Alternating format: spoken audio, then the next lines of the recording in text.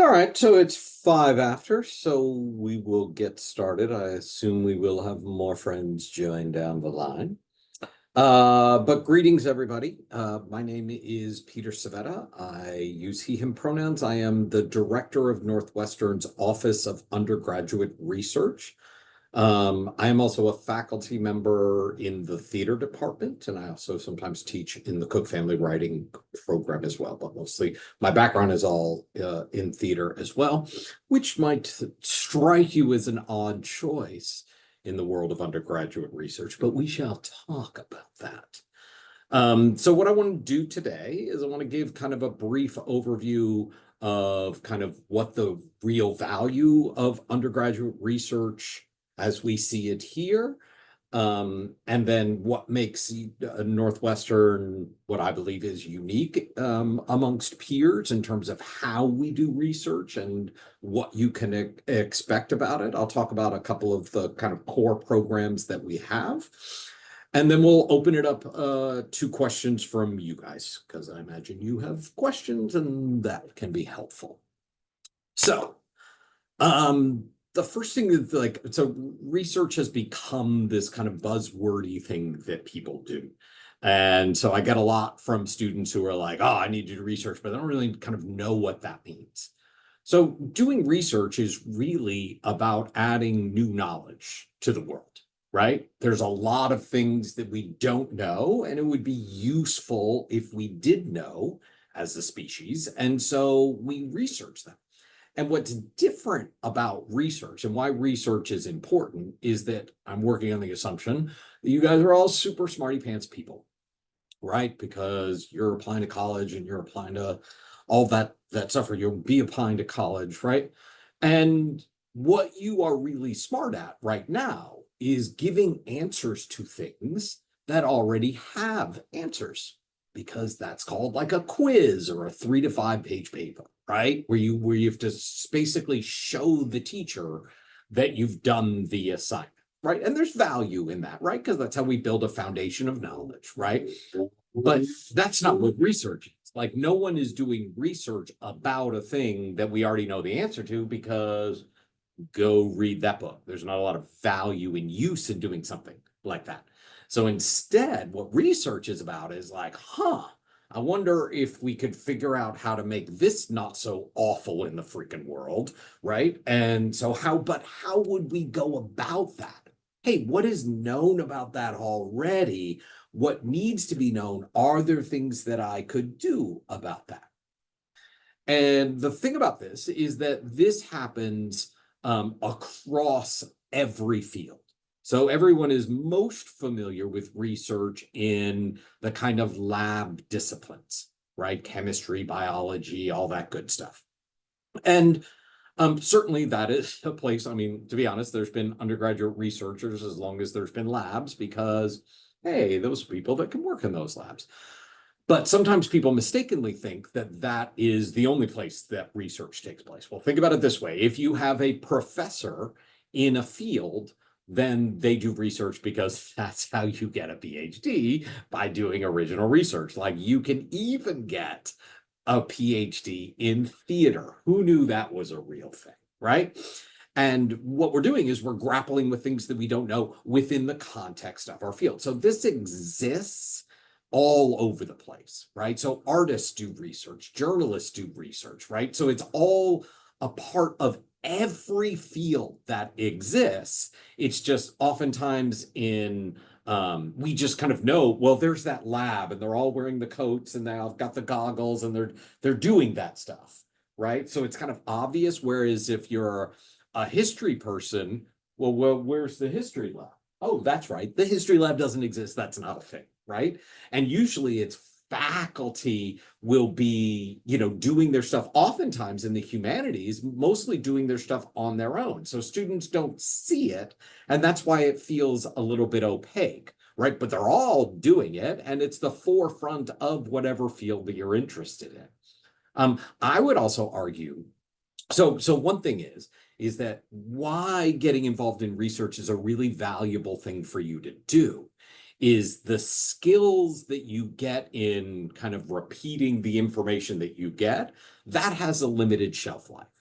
Because when you graduate from college, the amount of times your boss will say, hey, here's this problem. I want to see if you got the same answer as me, right? That's not what a boss does, right? Your boss says, here's a problem, fix it.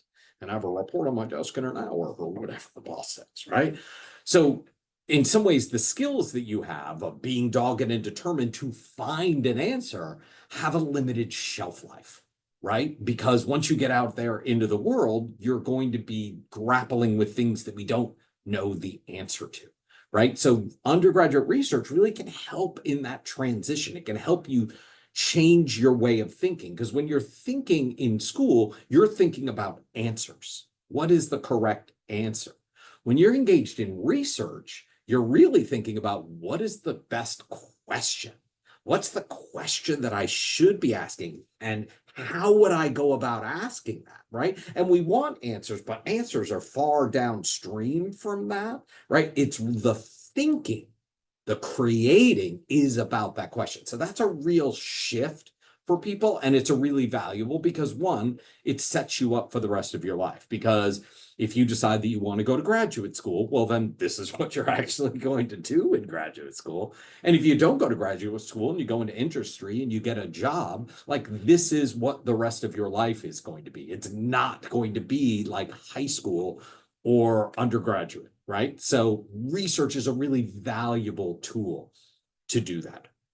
And it also is a way that's really valuable for you to help discern if you're really interested in something, right? Because if you're like history and you're really good at your history classes, so like, are you going to go to graduate school for history?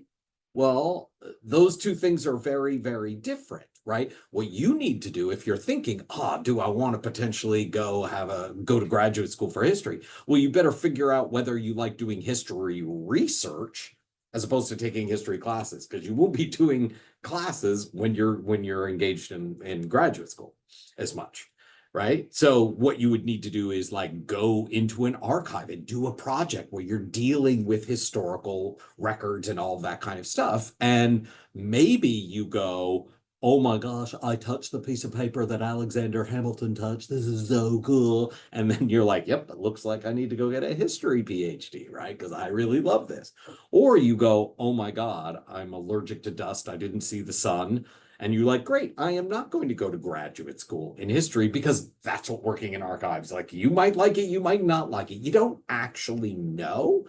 And so research can be a really, really good way for you to kind of try things on. Do I like this? Well, I know I like the content area and I know that I've liked learning about it, but that's a very different thing from doing it. And so research gives you the sense with kind of a little bit of training wheels on, right? To kind of try this. And then you're like, ooh, dang, right? Try that on. You're like, I look good in that, or like, absolutely not, right? So it's a really useful thing for you to engage in. So that's kind of the gospel according to undergraduate research, according to Peter Civetta, about why it is a really valuable thing. Now, at Northwestern, so to be honest, every school that you're probably looking at has undergraduate research, particularly if they have STEM labs, right? One of the ways that Northwestern is unique in this world is the support and the way that we support students in this process. So first of all, I have a PhD in theater, right? So when I was hired to form the Office of Undergraduate Research about 10, 15 years ago, right, they wanted more arts and humanities and social science people involved in research. They're like, it's great that all this STEM stuff is happening, but what if we added this in? And I was like, great, because last time I took a science class, none of you were born, so that's really not my bag. Though, I know a lot about it now because I've been in this job for a while, but I was there to kind of develop that. So oftentimes it's very, very difficult to get involved in research outside of lab disciplines. And at Northwestern, we really facilitate that process. We, in our office, the Office of Undergraduate Research, we do what is technically called a crap ton of advising. We meet with students regularly, one-on-one. We also run workshops and have information sessions and have a lot of support that way. But the core of what we do is one-on-one meeting with a student. So a student comes in, and it's not like they have a perfect project already lined up when they come to a meeting with me. I mean, they're allowed, but that's not normally the way that it works. Instead, what they do is I say, well, what are you interested in? Why are you interested? What do you want to learn more about? And then we come up with a plan for what are the next steps that you take. And I say, great, come back in a month. And then they come back in a month, and it's not like now I've got my perfect project. Like, it's a process. Learning how to develop a project takes time. And in fact, that's going to be the focus of a workshop that I'm going to be leading on Thursday, a part of Research Week. So I'll be talking about what is that process, what is the thinking that is involved in developing your own project, right? So we do a lot of that to kind of help students think through that. How do you connect with faculty? What are we talking to the faculty about? Wait, but if I find this faculty who knows about this one, but now I need to talk to this faculty who know about this because I'm the one bringing things together. So we offer a lot of support for that, the way that you think about it and teaching students to develop. Now, we also do this in the lab. Like with the labs, what we're going to do is we're going to help them getting involved in a lab is its own special process. And again, this isn't a Northwestern thing. This is just kind of thing, because labs are medieval city states. They're all their own little fiefdom. They're all run the way that that person wants it run, right? So most universities do not have like an open list of open lab positions, because faculty don't really want that, because to be honest, there's a lot of you. And so they don't ever have any trouble recruiting people into their labs. So it's kind of like seen as kind of a thing. So sometimes you'll see lists of schools will have some of that. Some departments have that. But in my experience, that stuff gets out of date really, really quickly. And so it becomes not terribly useful. So instead of doing that, what we do is we advise students on, okay, well, what is the process of engaging with them? Because one of the things that students also, I think, make the mistake of is they're like, well, I want to get involved in lab research. Well, labs do really, really specific things. And you're not going to be equally interested in every single one of them, right? And so what we want to do is we want to find a lab that you actually give a crap about, because if you actually give a crap about it, then you're going to do your best work. Because my guess is everybody on this call has gotten an A in a class that they didn't really care about, right? But you knew how to play the game, you got an A. You also have gotten an A in a class that really meant a lot to you, right? And what we know is that you did better work in that environment because you cared, right? Yeah, you got the A, right? But all A's aren't the same. You did this. So what we want to do when we're thinking about supporting students getting involved in labs, we're talking about what matters to you, what's important to you. Because, you know, we're a medium-sized school. There's about 8,000 undergrads, but there's like 600 bio labs, just bio labs, right? So what I tell students is, are we going to get you into a lab? Yeah, there's a lot of them. Is it going to be fast and quick? Well, I can't promise that. But what we want to do is we want to empower students to have their own agency. What do you want? Because in the end, if you really love what that is, you're going to do it better. It's better for the faculty too. It's better for the labs if you care about that.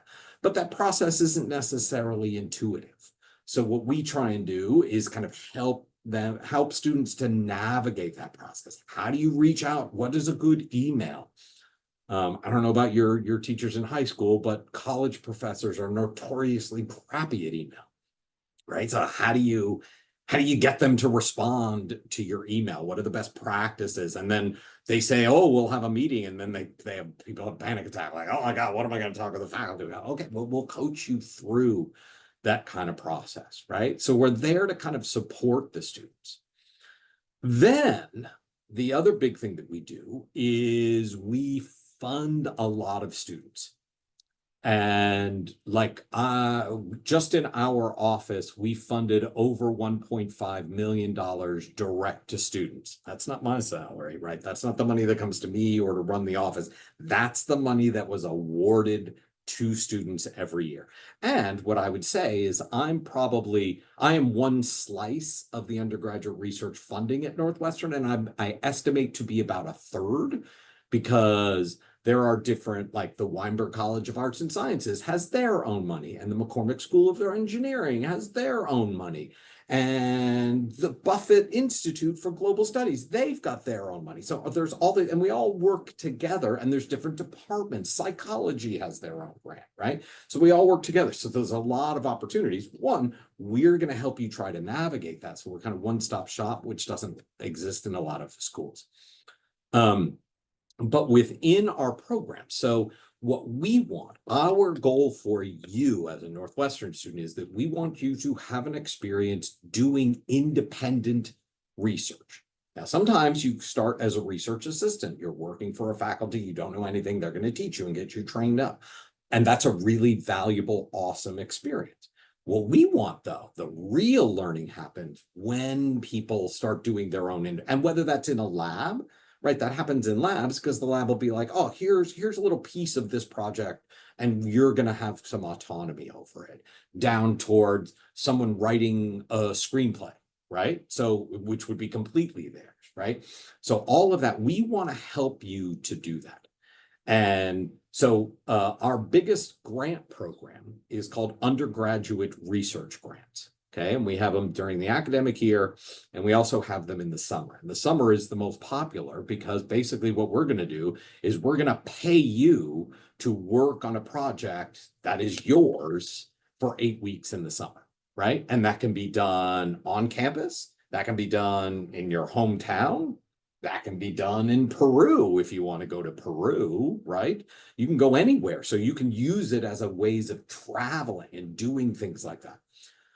So the cool thing about URGs, they have, I have a faculty review committee, faculty from across the university, and they make the decisions about who gets funded. And what's really unique about Northwestern is that they do what is called a merit-based review. What that means is that there is no cap on the number of awards that they can give. So unfortunately, like there's a fixed number of slots at Northwestern, right? And whatever other schools you're going to apply to, right? And there's going to be more people that are going to apply than there are slots, right? And so you guys understand the horribleness my kids went through, the horribleness of the college search process is awful. I apologize for how awful it is, and good luck getting through it all, right? Because you know of that scarcity. So we don't have that. Right? The committee can award as many proposals as they feel meet the standard that they set. And that standard, that rubric is on our website, and it's very clearly articulated, right? Because our argument is that if you submit something and a panel of faculty agree that you've got a good question, and you've got a good way of answering that question, and you're qualified to do it, and you've got good faculty support on this, well, then we should fund it, right? We don't want to say, oh, we don't have enough money. We love, like, oh, we only award 100 of these grants. So what if you're person 100 101? And everyone still loves your projects, but like, we just don't have enough money, because quite frankly, we do. And we prioritize this as a university, that this program is funded in such a way that the committee never says, we love Alex, but Alex, no, because we ran out of money. No, instead, the committee just says, who do they think is ready to be funded? They tell that, and then it's my job to make sure that we don't bounce checks, right? So everyone will get funded. So that is a very unique thing. But wait, there's more. So I run the committee, but I'm not a voting member of the committee by design. My job, remember, I was telling you about the advising. So I do advising with students. People on my staff do advising with students. What we're trying to do is tell you what they want in the proposal and go through drafts of it. So you write a proposal that they want to fund, right? So I listen to the committee and then I tell you what the committee wants and I help you get that, right? So basically the game is rigged for you to win the game because we know that these are incredibly impactful experiences. I mean, I read all the final reports that get submitted. These change people's lives, not every time, but a significant amount of people have really life-changing experiences with these grants. But if we have this amazing thing, but we don't teach you how to get it, well, that's kind of our fault, not your fault, because you don't know how to design a project. You don't know how to write a grant proposal, because why would you know how to do that? That would be weird. And then I wouldn't have a job, and I like having a job. So so what we want to do is we want to help you. We know these are impactful experiences. And so we feel it's our responsibility to help you do that. And as far as I know, there are other schools that give away a crap ton of money.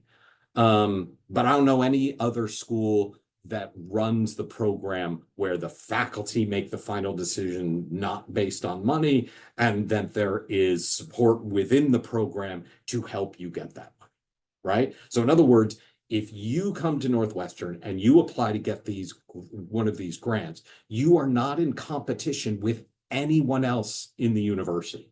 It's just you and the rubric that they're going to be vetting you against, and I'm here to help you get through that rubric, because to be honest, I'm the one that wrote it, right? In consultation with them. I'm the one who writes the handbook that they use to evaluate the grants, right? Because we want this to happen. So that's a very rare and a very wonderful thing. And it's led to a lot of incredible growth. We grew from funding about $250,000 a year the year before I came in, before there was formally an office, but there were some grant programs, to $1.5 million. So we've had an incredible amount of growth in a very short period of time. So that's like 12, 13 years, I think.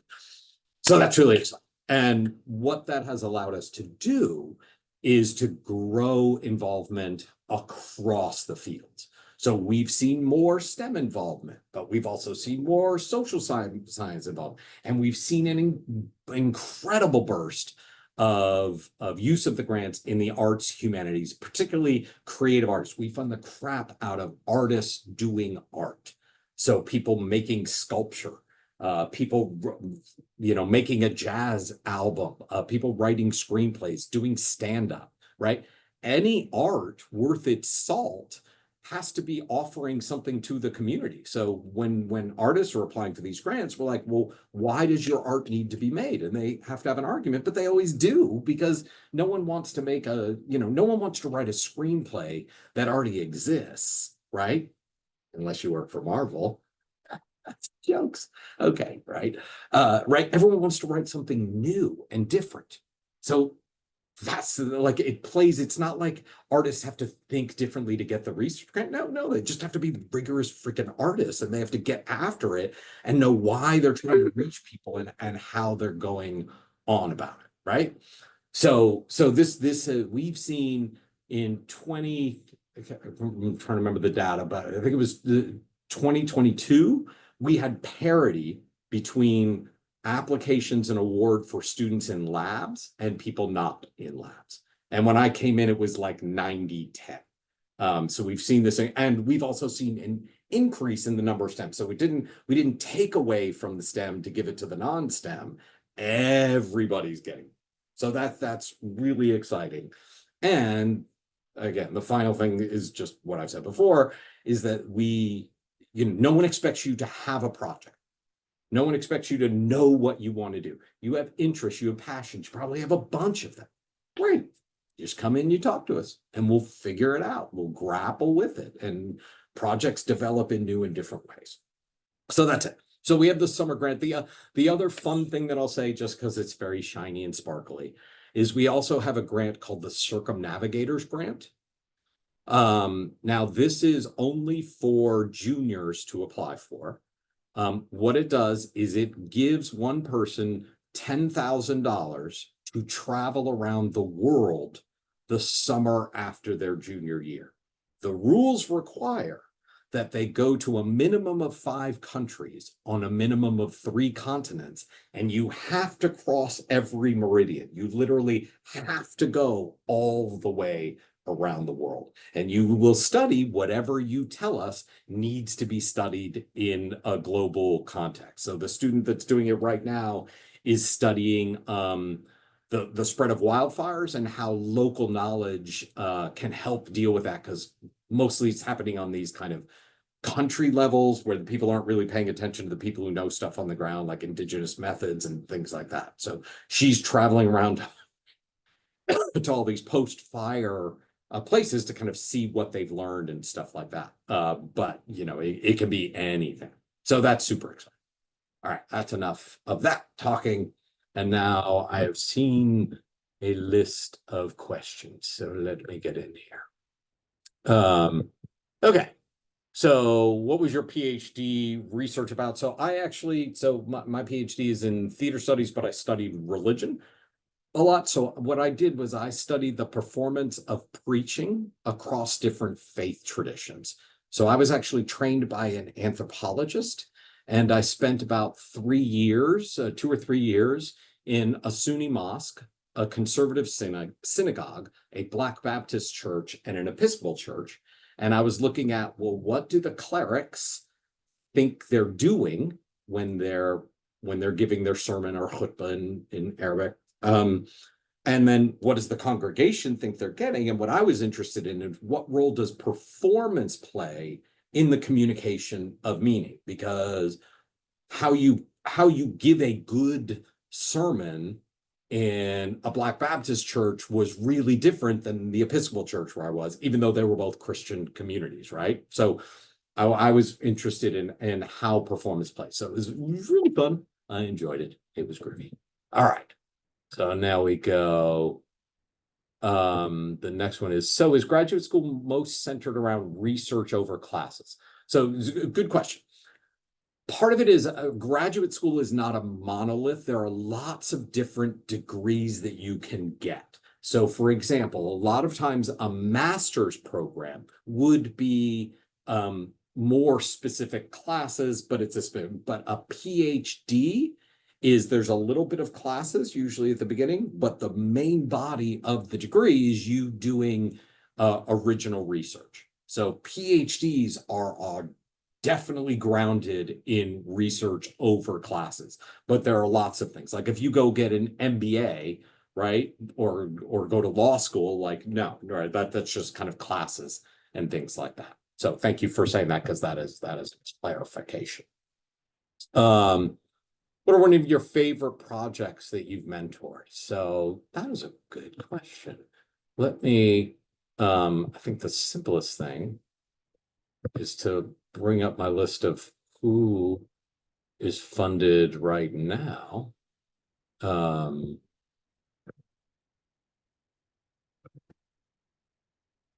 Pulling up things to look at stuff.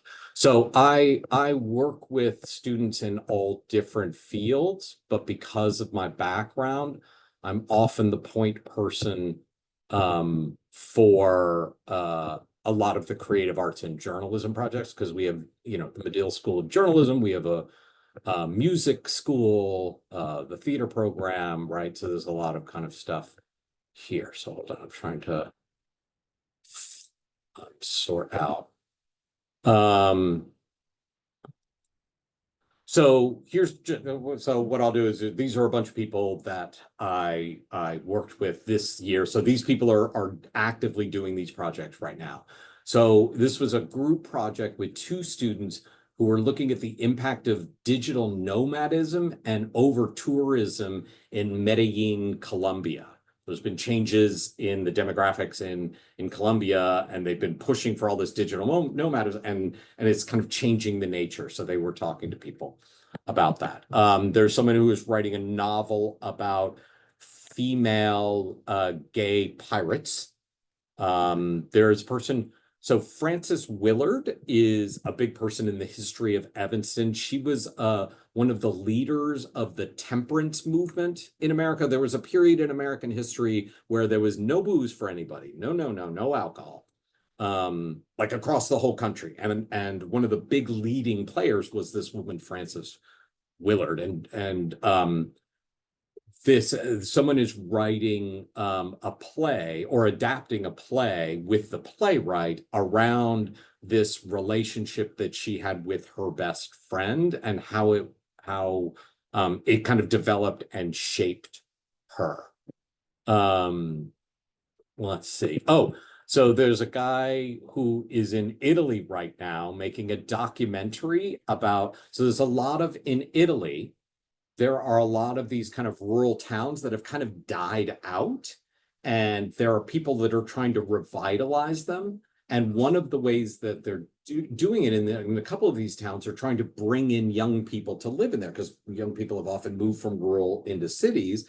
But there are a couple of them trying to pull them out through these kind of different ways of doing it. So he's doing a documentary about revitalizing rural Italian ghost towns. So that's a cool.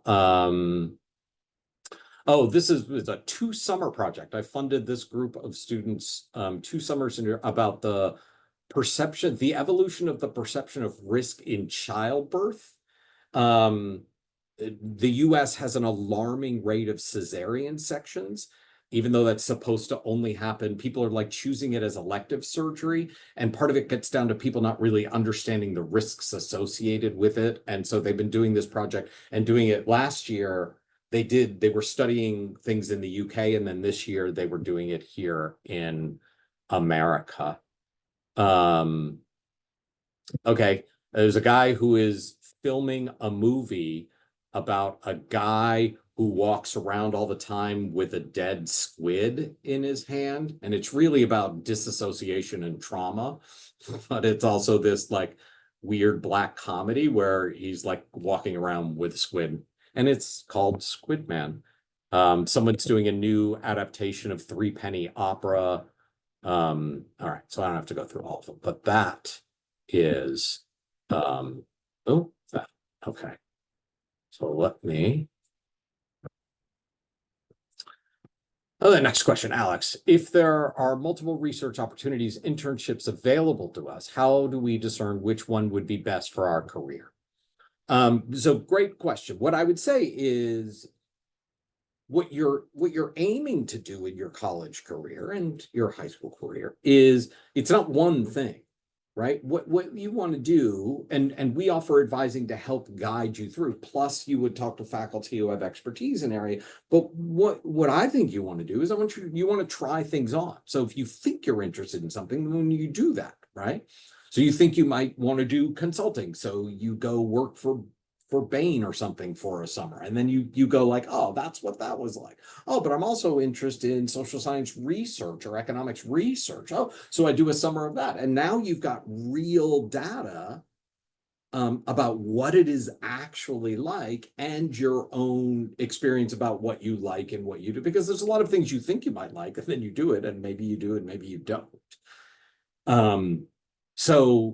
So there's a lot. So what I would recommend is that you don't take the blinder view.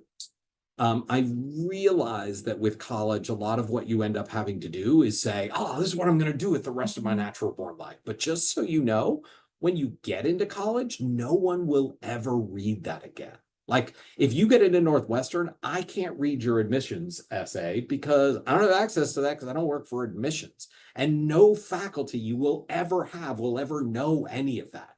So do what you got to do to get into college, right? But then when you get here, you're an open book. You're going to be exposed to things that you've never been exposed to. So you don't actually know whether you like it or don't like it. So don't come in being like, this is all I'm going to do, right? Pursue those things, but also like be like, oh, well, you probably have never taken a linguistics class, so you probably have no idea whether you like linguistics or not. Maybe you love linguistics, maybe you hate it. We don't know. But you want to try that. So what I would encourage you to do, to be honest, wherever you would go, is try multiple opportunities. Try on a bunch of different things. So that way you really can. Hello, Emily. So that's my advice there, is try a bunch. So the program that I was talking about, so one thing I'm going to do is I'm going to drop in the chat our website. So this is our overall website, which you can see, and then the specific program that I was talking about is this one. It's called Summer Undergraduate Research Grants. And we also have it for the academic year, but everyone is much more interested in that. So that's it. And oh, the other program, I don't know when this came in. So the other one I was talking about was the Circumnavigator. So I could make my website work.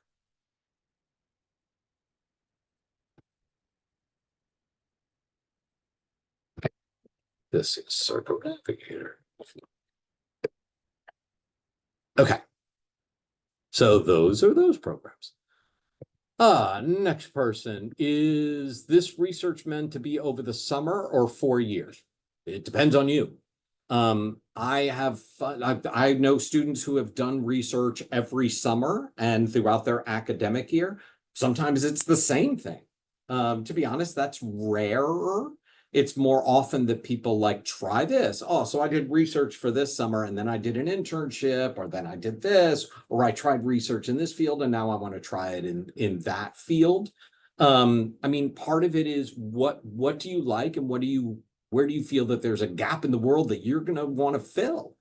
And how do you go about filling it in that field? Those are really the questions. And then, at Northwestern, we have a lot of resources to help you that. So that's, that's my kind of advice on that. All right. Typically, how long are these grant proposals? A grant proposal for us is 2 pages, single spaced. And before you start thinking that, hooray, that's so short, it's a different genre of writing. It's a really dense document, but we will teach you how to write it because that is what my job is. So we'll help you with that. But mostly they're 2 pages. What are opportunities for intersexual undergrad research? I mean, between departments. Yeah, happens all of the time. So one of the things, this is from Trinidad Mata. So what I would say is, like, Trinidad, we would meet and you would talk, because oftentimes what students will say is like, oh, well, there isn't a faculty doing exactly what I want. And you go, well, that's not surprising. They're not you, right? So instead, what we do is we think, what are we interested in? And then who has knowledge about that? And so what we would do is, well, we might talk to this professor because they have content knowledge about the thing that you're interested in, right? They're a sociologist and they study this kind of thing, but you want to make a documentary. Well, this person doesn't make a documentary. So now we need to go talk to someone who does documentary, and you're going to be the one that are bring those things together. So it is incredibly possible for undergrads to bring things from different departments together. In fact, it's encouraged and it's awesome, right? And there are a lot of faculty do that, but if you end up feeling that there's a gap in the world that you don't see, then great, then let's fill it. And we'll kind of work with you to figure out how to do that. But it's like, there's a lot of the grants that are already doing that. When do you suggest to students get involved in research? So that's a great question. I get that question a lot. The answer you're going to hate because it's annoying is like when you're ready. So for example, some people are like, oh, I need to start first year. Okay, well, to be honest, when you start at college, it's a pretty overwhelming experience. Like, you discover that your entire self-identity was written on an Etch-a-Sketch and someone just shook it and you're like, oh my God, because nobody knows you, right? So nobody knows like that you wet your bed in the 5th grade, and that's great that nobody knows that, but also like, who am I? Like, it takes a while, and there's a great opportunity and it's really exciting, but it's also intense. right? And so if you're grappling with that transition to college, like that makes you a normal human being. So you don't need to start research right away. I have people who start research when they are first years up until halfway through senior years. I've had seniors come to me and be like, oh my God, I thought I was working on this and now I want to try this. Can I still have an experience? They can have meaningful experiences. So it's really when you're ready. I mean, in terms of starting off, my advice is get your sea legs under you because it's a lot. Think about when you come to college. I know this isn't for you guys right now, but like you don't even know where you're going to eat lunch and you don't know who you're going to sit next to. So like I am not a priority at that moment in your life. Like figure out all that crap. Like it's going to be fun. I'm going to be here, right? So it's going to be good.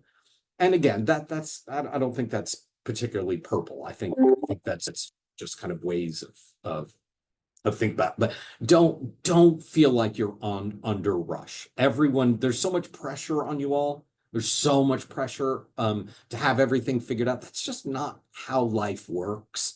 Be gentle with yourself, allow yourself to learn and grow, and there's going to be opportunities for you. Okay. Daryl, after people finish their research papers, what happens after usually? How many of them get published in journals? What should you do after you're done with the project? So great question.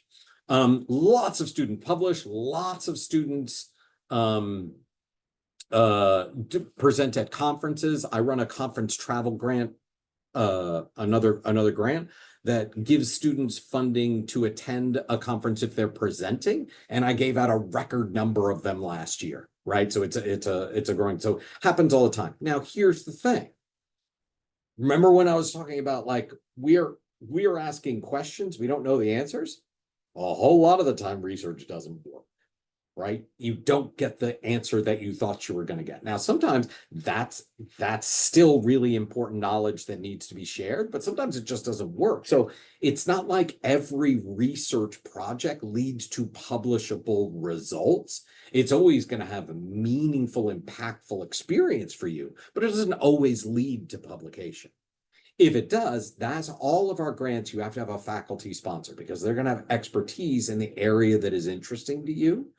And so what we say is like, oh, if this is going to work, then you need to talk to the faculty about, so what conference should I submit to? Oh, what publication, what journal should I submit to? How do you go about that? Because they're going to have the kind of on the ground expert stuff to kind of help with that. But quite frankly, it happens all the time. There's a guy who's, I think he's now going to be a rising senior. I've given him 10 conference travel grants. So like you can do a lot. You can do a lot of it. It's definitely possible. All right.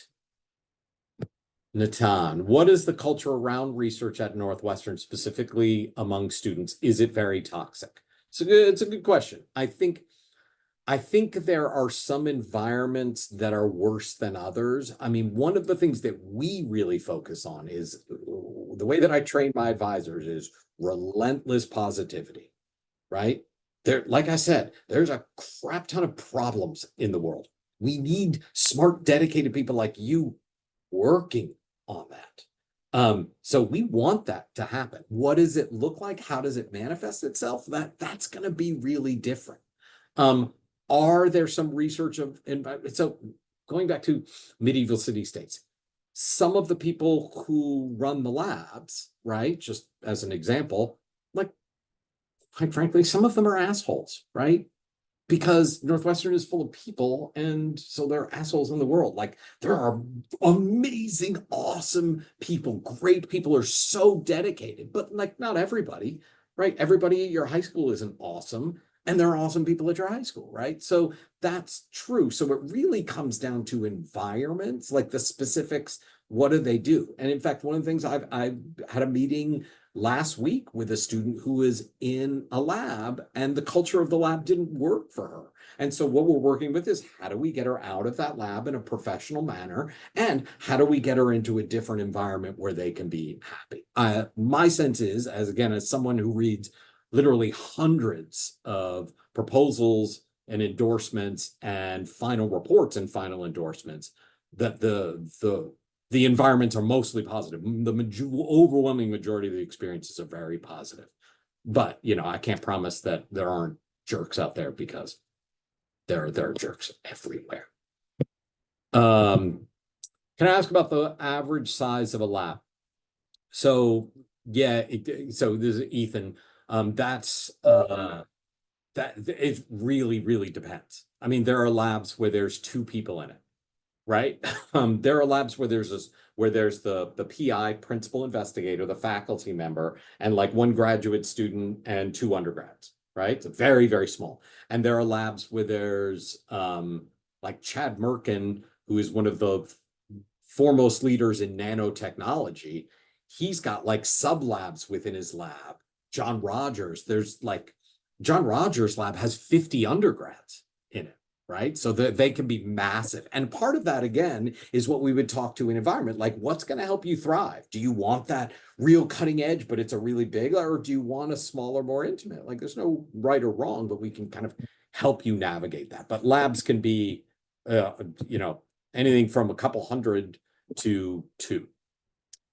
Could you please tell us a little about proposal writing? Proposal writing is about telling people what is the question that needs to be answered. And then your proposal says, why does that question need to be answered, right? What do people know about this topic already? And how does that reveal a gap that would be meaningful to fill, right? So we have to show that there is a hole, but we also have to show that there is a hole. So you do that through a review of the literature in the field. You're going to make an argument that says, oh, well, these people did this, and these people did this, and these people did this. So the logical next step is to do this next. This needs to be done. Or these people did this, and these people did this, but no one's brought these 2 things together. But if we bring these 2 things together, we might be able to know this, right? And then the second half of the proposal is, okay, great. Well, if that's your question, what exactly are you going to do that's going to allow you to answer that question? Like literally, oh, I'm going to interview people. Well, what people, right? What are you going to ask them? How are you going to analyze it that's going to give you the ability to answer that? So it's about making the argument for why a question needs to be answered and then showing a path to do that. That's the kind of core of it. Do you have any tips for reaching out to professors to get involved in research while still in high school? I really enjoy medicine and physics and want to engage in research within biophysics, but it's hard to get responses. Yeah. So faculty are crappy at emails. They don't respond to your emails. They don't respond to my emails. All right. So what you have to do is you have to write an email that is easy to say yes to. Don't ask a lot of hard questions. And this is my big advice. Don't ask them for a job in the initial email, because nobody hires people they've never met before. Instead, do your homework, read up on them, and say, oh, I know that you work on this kind of thing. I am really interested in those things for these reasons, and be real about it. Right? Don't just be like, I like physics, right? Because that's too generic. Like, what do you really like about what they do? And then just say, I would love to have a conversation with you or anyone in your research group, because I want to learn more about what you do.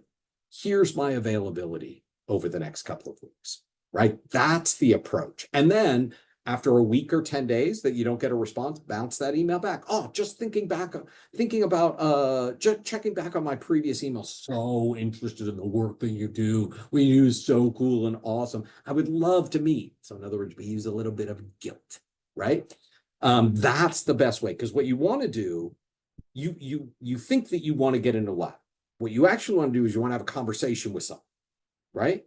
Because what if you go and have that meeting in the lab and it turns out like that's one of the big jerks, and like people are crying and someone's sitting in the corner with a dunce hat on, and you're like, oh my God, I already volunteered to work for this guy and he seems like he's a psycho, right? You don't want that, right? So what you really wanted, you want a meeting, you want to have a conversation with people. So show that you know what they do, show why there's a connection to you, ask to have a short meeting about it. And on Zoom, that's fine. Like it doesn't need to be in person.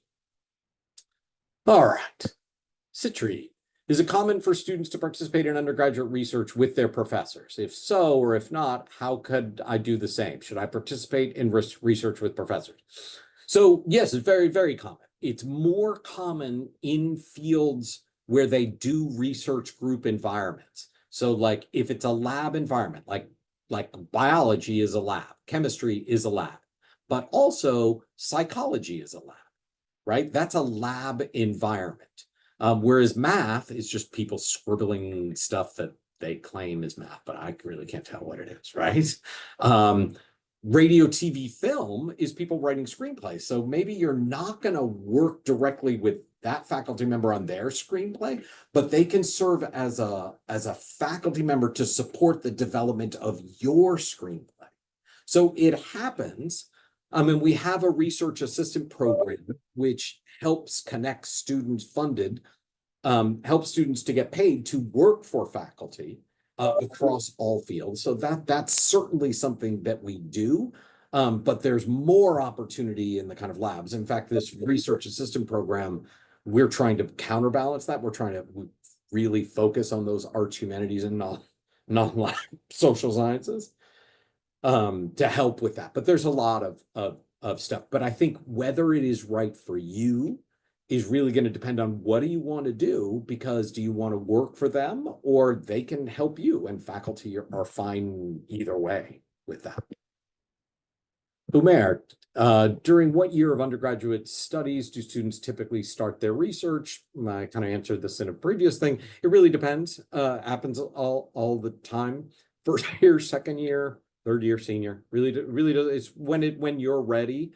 You may, like I said, you may discover an interest in your junior year that you didn't know about, and so then you would start then because you couldn't have started earlier, and that's perfectly fine.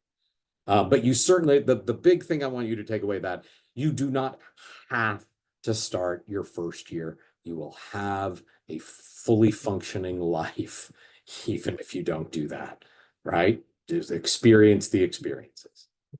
Justin, if you're interested in STEM research project, are you able to ask a professor from Feinberg to serve as an advisor? Absolutely.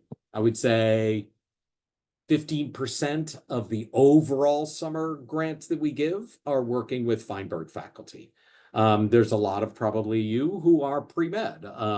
If you particularly want to work so Feinberg is our medical school, and it's down on the Chicago campus. We're here in Evanston, and there's a free intercampus shuttle that goes back and forth. And if students want to work in Feinberg labs, to be honest, there's a crap ton more labs down on the Chicago campus than there are. Med schools are huge. So if you want, it's going to open up more opportunity, and it's certainly possible. Happens all the time. Does Northwestern consider demonstrated interest? And if so, how does Northwestern track and store demonstrated interest? I do not know. That is a good question for the admissions office. We all work in the same building, but that is not, I don't really have anything to do with that. So hold on, I'm going to drop in the admissions related email to this. So that's a good question. I just don't know the answer. Sorry.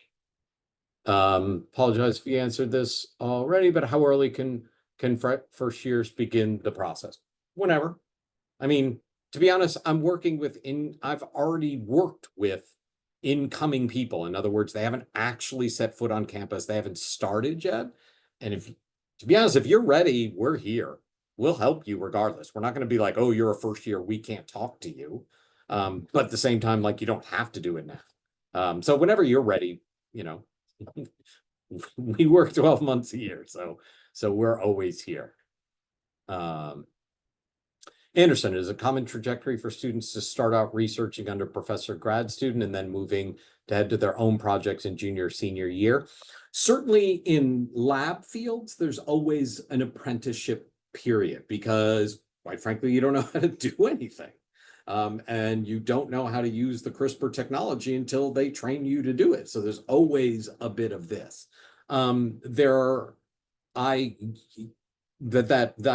person writing the novel about gay female pirates was first year student, right? Because you don't have to work as an apprentice with a faculty member on their novel to write your own novel, but you have faculty support because you've never written a novel before. And so that's a kind of way of doing it. So it kind of depends on the field, but it is very, very common. Yes. Ethan, when undergraduate students carry out independent researchers, they have to attach themselves to a lab. If they're in a lab, I mean, I'm not giving out $1 million grants for you to set up your own chemistry lab, right? So if you want to do chemistry research, you got to be in a lab because that's where research takes place. If you're writing a screenplay, they don't have labs, so you don't need that. So part of it depends on what you want to do, and then we kind of help you with that. Oh, another Ethan.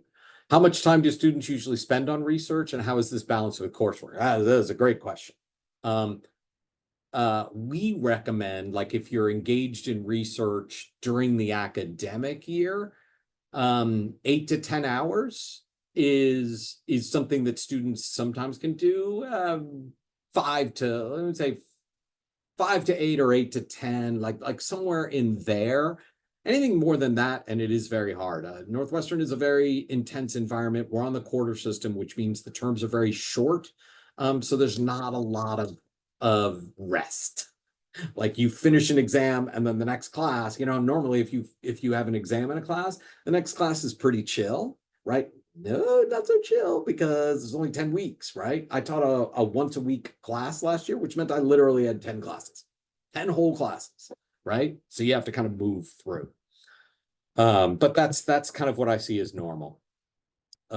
Jerry, do undergraduate students usually get overwhelmed by graduate students in lab? In other words, when the undergraduate students do research as a research assistant, do they get to do or taught to do important parts of the research?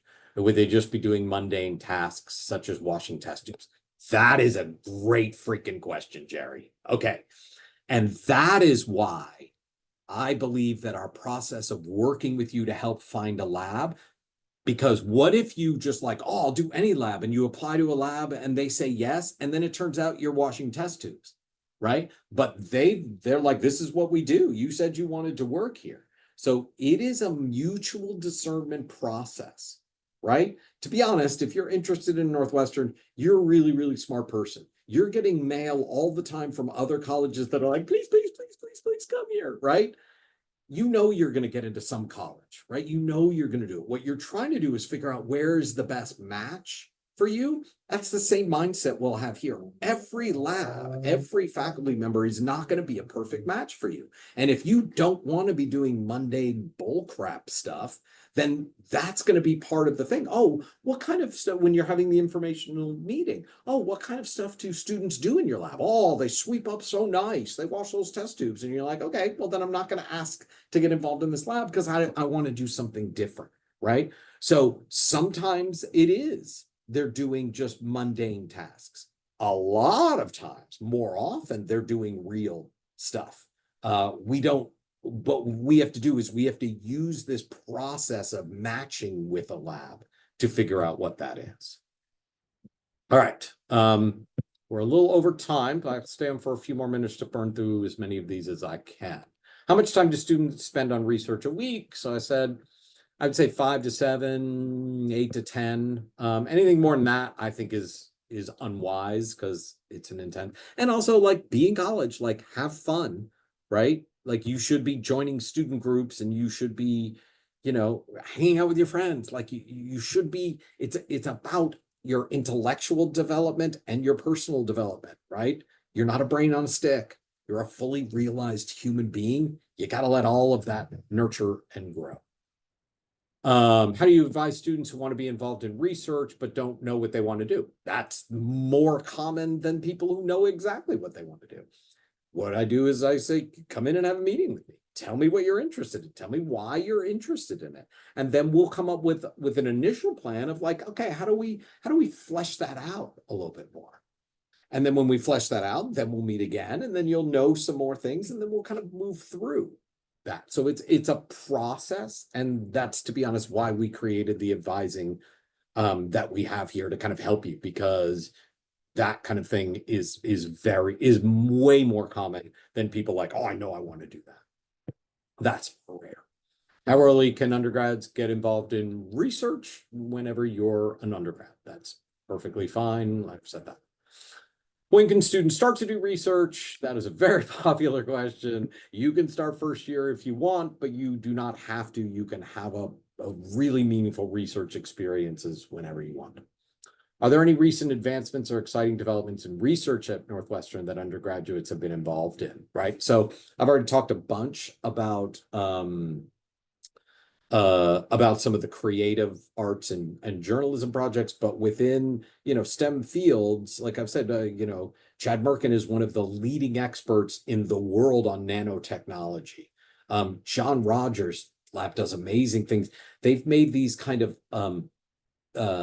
the probes that you put on, like he's done a lot of work with premature babies, and they would always have all these wires on the things, and so like the mom and the dad couldn't snuggle the baby because the baby's all on this, and they know that contact is really important. So he has developed and now implemented these flexible sensors that don't have any wires, so that you can pick up the baby and you can hold the baby, because that's really helpful in healing. So lots of really, really cool stuff in sustainability and energy, all kinds of really cool stuff. Actually, on the Summer URG webpage, that summer grant, there's a list of all of the projects that students are doing. And that's a good place to just look at, because again, they're all working with faculty there. Are there opportunities for doing lab research abroad? Absolutely. Yep.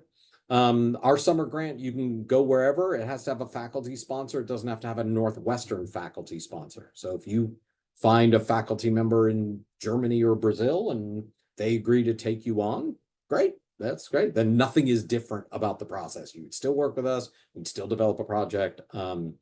We do offer additional funding for students who are traveling abroad, because plane tickets expensive. Okay, Sally, can you participate in research at Northwestern even if you are not a student at Northwestern? Yes. This goes back to labs and faculty or medieval city-states. They don't really care whether you're purple and Northwestern or not. What they care about is, do we geek out about the same thing? Like, if you really care about it and you connect with them, like if there are high school students that work, there's students at other universities that come in and work with faculty. What matters is not doing generic. There is no generic research. There's really, really specific, and you really care about that. My feeling is faculty don't really care. That's not their thing that's important to them. It's possible to expand on your research in another summer if you've done research previous summer. Yes, this is Shreya. In fact, we have a specific grant. So we created the undergraduate research grants, and we were trying to get students started earlier in their undergraduate career. And then what happened was students had that exact thing. They wanted to do more. And we used to say that you could only get the grant once. And then that seemed like a very stupid decision. So we created what's called the advanced program. So it's basically a second grant. So if I've known students who have gotten research funding after their first year, their second year, and their junior year. So it's perfectly possible. Sometimes it is a continuation of the project. Sometimes it's a completely new thing. It doesn't really matter to us. All right. Is it possible to do research, particularly in labs abroad? Yes. Such as studying nuclear energy in France.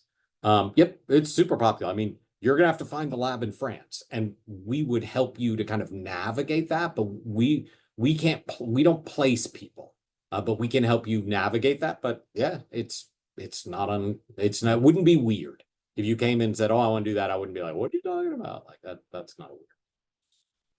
What are some important steps for prospective Northwestern students to take to find labs they would be interested in participating in? Okay, yes. So here I'm going to drop another thing in the chat.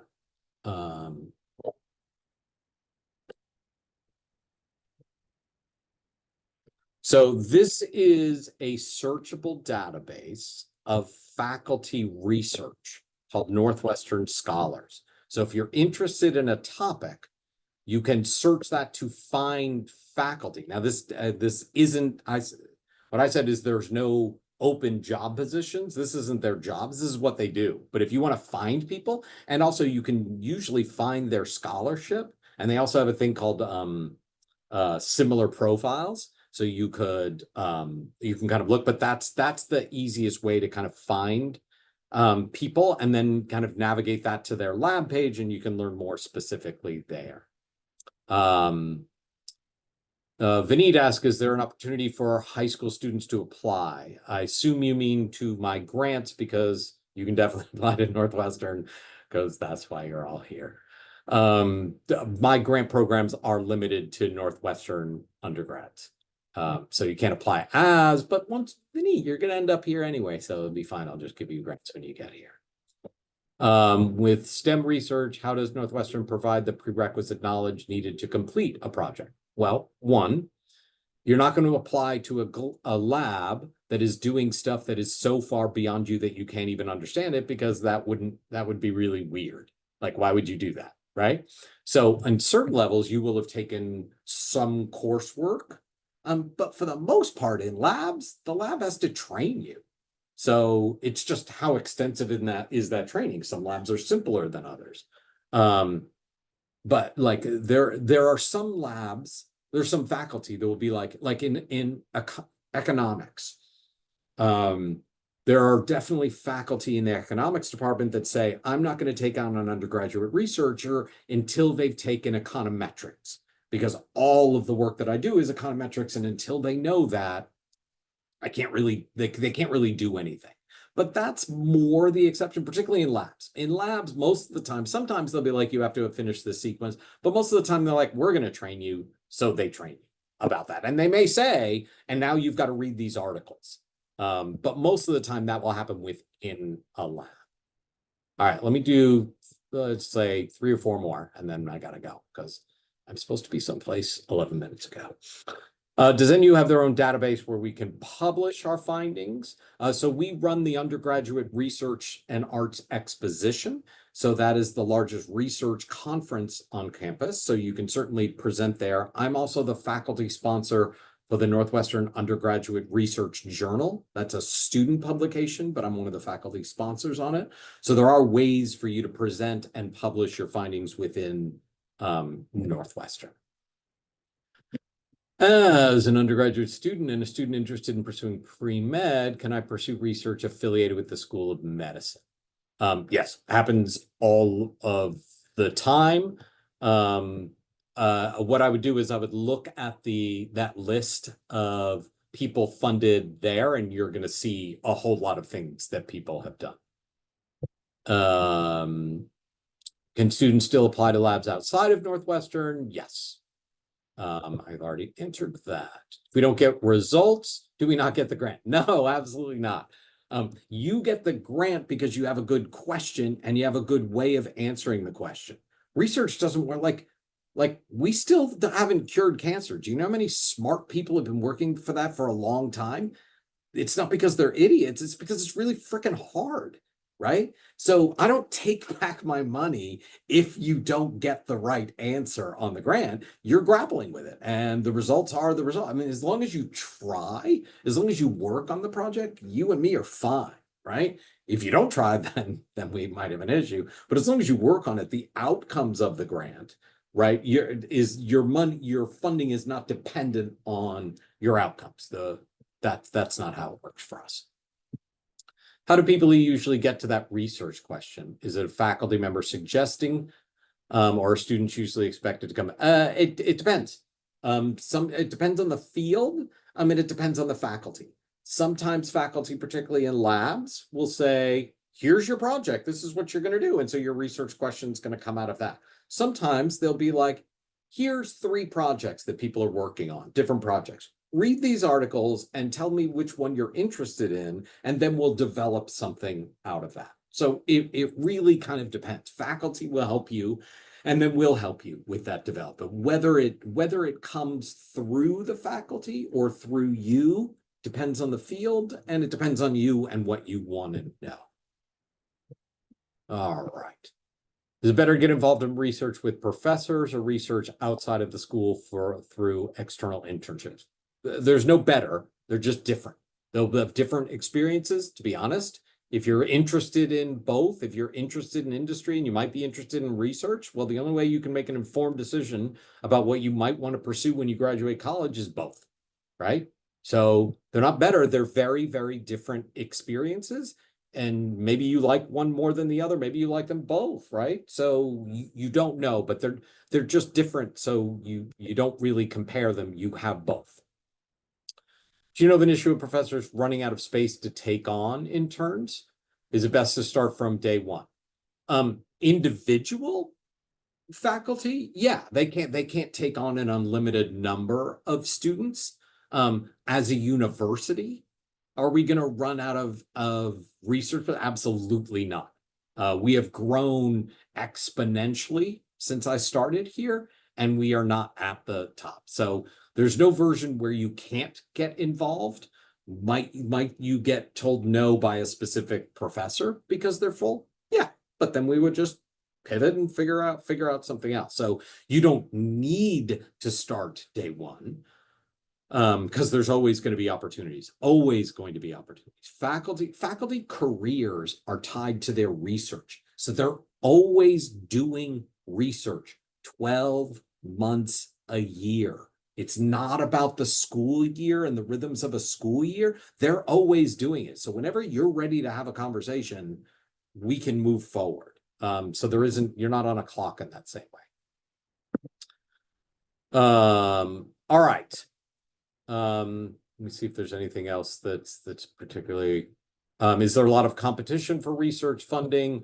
So the summer grant has an acceptance rate of usually between 60 and 65%, which in the grant world is very, very high. The success rate for people who take advantage of our advising is significantly higher than that because, like I said, I run the process. Getting my advice seems like that would be useful. Can students do it on their own? Yeah, they can. They don't have to have me. But it is what it is. All right. I need to run because I'm just getting text from my friends going, "Where are you?" Oh, but one last thing. Someone said, does it have to be linked to your major? Absolutely not. Sometimes it's a way to delve into your major. Sometimes it's a way to explore something entirely different. You do not have to do research in your major. So all over the website for the Office of Undergraduate Research is the undergradresearch@northwestern.edu email address that goes directly to me. So if you have any follow-up questions and want to email me, I'm happy to kind of answer them.